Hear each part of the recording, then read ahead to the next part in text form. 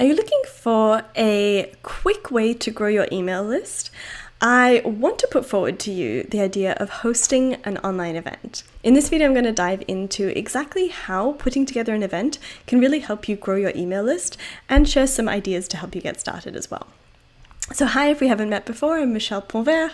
I'm a life first business strategist, and I have absolutely loved, and this is a problem I've genuinely been trying to solve. So when I decided to shift my focus from serving clients to selling more scalable offers like digital products and courses, one of the main problems I had to solve was how on earth do I get my stuff in front of enough people to make this viable? Because you do need a slightly bigger scale of audience of people in front, because you do need a bigger audience if you want to sell lower ticket things, lower price things, to a point that actually replaces the income you're making when you sold higher ticket things.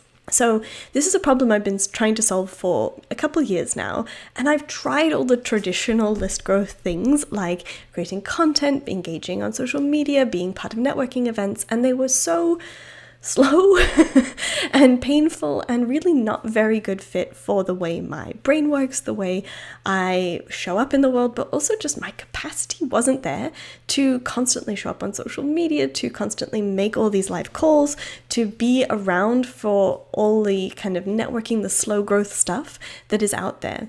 So I really started to look for some more like sprint style ways of growing my list where I could do a lot of work in one burst and then step away for ages while I recover and recuperate.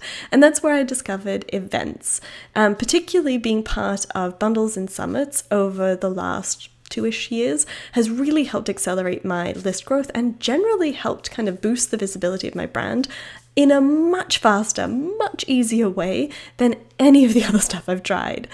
But if you're thinking of hosting an event, it really is a different kettle of fish when you're trying to grow your list. So I wanted to dive into in this video what type of event exactly you should be considering as a host versus what you might want to start with as a participant.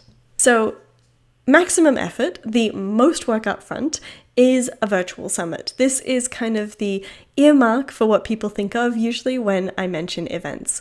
A virtual summit is usually a collection of either live or pre-recorded interviews or presentations from a bunch of other collaborators, sometimes upwards of 30, 40, 50. Usually it takes about 3 to 5 days for the event itself to happen. Often the summit itself is free, sometimes with a paid all-access pass and bundle. This is kind of the traditional format for a summit, but there's lots of room for you to tweak and adjust that.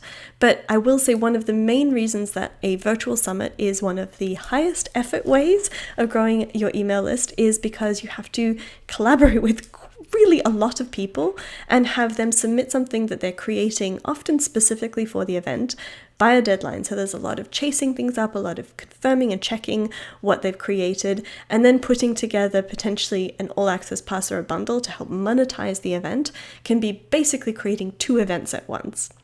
So definitely worth considering. The plus side of hosting a summit is it's an amazing visibility boost.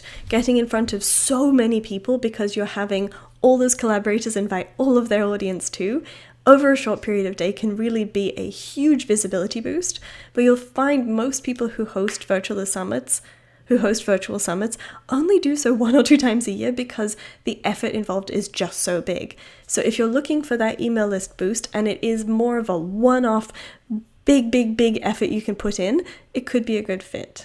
A bigger effort, maybe not maximum effort, but pretty big effort still, is putting together a bundle or a giveaway. So bundle or a giveaway is a collection of other people's products that you kind of collate, curate, put together for your participants to basically redeem and get for free.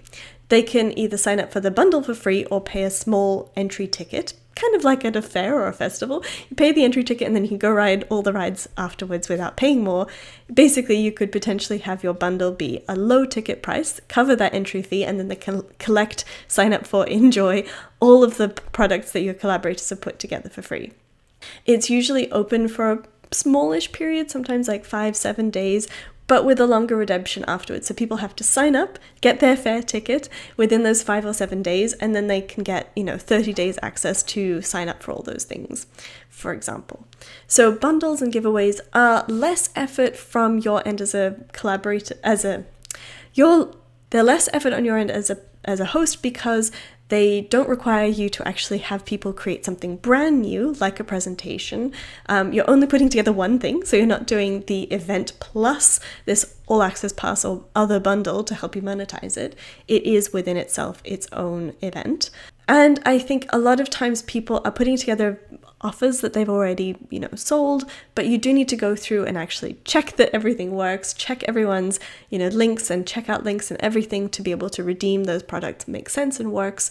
And you potentially have some customer service on the other end from your people who are trying to take part in the event, your participants, who might have trouble redeeming things or have questions as you go. So that's why I'm saying it's a bigger effort, but you do have a good opportunity for list growth from a bundle or a giveaway, because lots of people are going to want to take part in collecting all these lovely resources that are usually paid. And you can often find either you can require, or just a lot of people will promote your event by being a participant. So if you've put 50 people's products together, you have the now joint access to 50 people's audiences. So it is, again, a really good way to boost your effort. I will say the quality of the people you'll get on your list might be a bit different in a bundle versus a summit. I'll just take a sec to dive into that. A summit, you will have probably a tighter focus on what you're talking about, and we'll see people who join your list probably because they're interested in that overall topic, but maybe because they want one or two of the talks. And so you get a good amount of people on who are probably a good fit.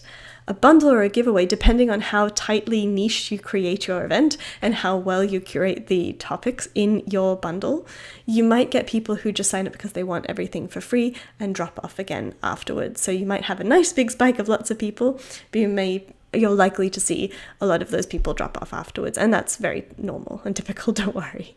Medium effort is something like a challenge. So this can involve other people if you want, or it can just be something you host on your own. And this is a more like guided experience. You're encouraging action taking. It's maybe a little less on teaching, a little more on holding space for people to do some doing. It can be free or low ticket, usually 5 to 3 days. And the nice part of a challenge, and why I say it's medium effort, is if you do it solo, if it's just your business, it's really kind of putting together that event yourself and then putting together all the content. But you could also do this with collaborators for a little bit of a boost of visibility and to make it more of that collaborative experience. And that's where you could have it be a little bit more of a stretch. The nice thing is you can still put this together and it will build some visibility for you if you do it on your own. You'll promote this to where you've potentially got some audience, like on social media, who aren't on your email list, and you can encourage them over to your email list. And that's a really great way to kind of convert those people you've got in other places into your list. And if you do it with collaborators, you can still get in front of a kind of bigger pool of people. And if you've got just a small collection of collaborators, that could be a really nice way to, position this event as something really worthwhile for their audience too. And I suspect you're going to have a higher uptick on conversions there. So you could host a workshop series. This would be like a series of workshops on a topic. Often there's like a mix of teaching and then co-working and accountability. These could be free or paid, and this could be potentially something you do live. Often they are live because that gives you the option for people to like ask questions and engage, but you can actually have, pre-recorded everything. That's totally fine too. And you can have the potential to kind of have people pay for a replay or keep the access afterwards. Workshop series, I would say, is again medium effort because there's quite a lot of work going into the front end of like creating all those workshops, promoting all of that. You could do this again collaboratively. You could invite 4 people together. You do a workshop each. You each host kind of the accountability co-working for your topic, and then you're kind of the host who's pulled that together. Again, this is in that medium effort because you've got a smaller group of people who you're trying to collaborate with. You're kind of keeping the scope of this event a bit smaller, so your list growth potential is a little bit smaller, but again, I suspect it's going to be a better fit of people who you're going to attract and people who are going to likely stick around because you really paid them a lot of attention and given them a lot of value in a slightly closer knit way. Lower effort is an interview series, so pre-recorded interviews with experts, kind of essentially like a podcast or a YouTube show. You could basically put that together, and instead of having it be part of your free content, have it something that people have to sign up for or pay a small amount to access. These can be really, really nice and low lift, especially if you want to even play with having those interviews done asynchronously. There's lots of ways to make that really, really an easy thing to put together, and a nice, again, way to grow your list, because you're interviewing other people. You'll encourage those people you've interviewed to share the interview series with their audience. So you're getting in front of a lot of new people and you're sharing something really valuable. So which is for you? This is really kind of the question. And I think first up, I'll say if something sparked your interest, if you're like, that sounds amazing, sounds like so much fun, I would encourage you to follow that, because you're going to need a lot of excitement to pull you through all the doing that comes with like putting something like this together. But I will say, if we're putting our practical hat on, I want you to think about how much time, energy, capacity you actually have to put this event together. If you don't have that much space available, maybe some of those maximum bigger effort things I shared aren't really the right fit for you right now, and starting with some of those lower lift type events that I shared could be a better fit.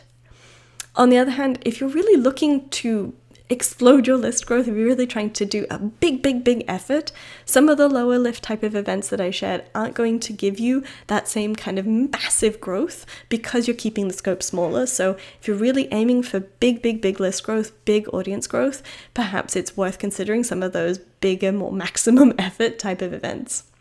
And then finally, what kind of timeline are you working with? If you need this event to come together within the next few weeks, is it really realistic to put together a maximum effort type of event in such a short time frame? So being realistic about really what considerations you have and what you're aiming for can really help you choose which event is going to be the right fit for you right away. So if you're curious about what some of the lower lift type of events look like and really what goes into it behind the scenes, I'd love to invite you to check out my free debrief for my Energy Savers event I ran earlier this year that's coming up. Basically, I'm diving into the numbers, the lessons, the feelings, everything that went into creating this event, and really giving you kind of the behind the scenes of what it took to pull this off. It's also one of my not so live events, so I'm going to pre-record the whole debrief and invite you to submit your questions ahead of time. So if you go ahead and sign up now, you'll see a form on the sign up page after you've submitted your email where you can share your questions, and I will record my answers to that as part of the debrief, so you can hear back all the questions you've wanted to have answered, but also all the other people's questions too, which is really fun. You just need to go ahead and sign up for that before March 4th. And if you want to ask questions before, definitely make sure you get those in early. Otherwise, thank you so much for joining me for this episode. I hope it was interesting, helpful. I would love to hear what kind of event you're leaning towards or which ones have sparked your interest. And if you want to share that with me, I can share some ideas on how to continue moving forward with your event too. Thanks so much.